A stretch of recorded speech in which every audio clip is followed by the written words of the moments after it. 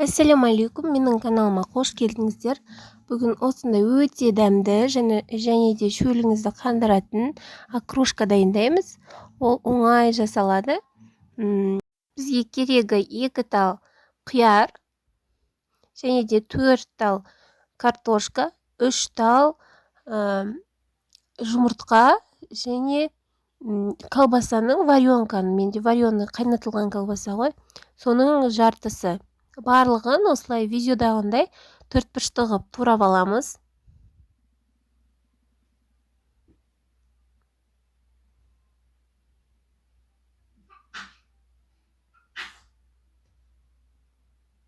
Одан кейін барып жаңағы немізге саламыз, ыдысымызға саламыз турап болғаннан кейін. Барлығында солай төртбұрышты ғып турап аламыз. Колбасаңыз көп болса, сол дәмдірек болады окрошкаңыз. Ал егерде колбасаңыз аз болса, кішкене дәмі басқаша болады. Сондықтан колбасаны көбірек қосыңыздар. Одан кейін жұмыртқамызды да дәл солай төртбұрышты ғып турап аламыз.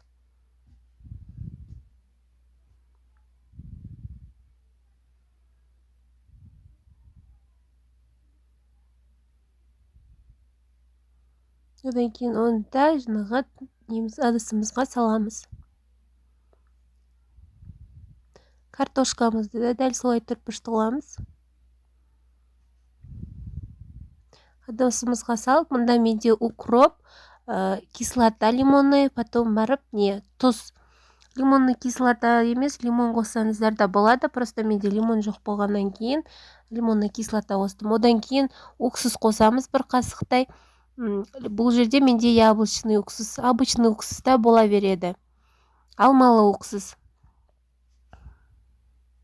Укропты сіздер тоже свежий күйінде турап салсаңыздар болады.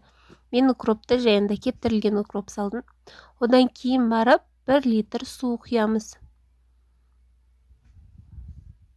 Қайнатылған су немесе минерал қоссаңыздар да болады. Бұған майонезбен жасауға болады, кефирмен де жасауға болады. Мен бұл жерде майонез қостым. Сіздер өздеріңіздің қалауларыңызша қосасыздар.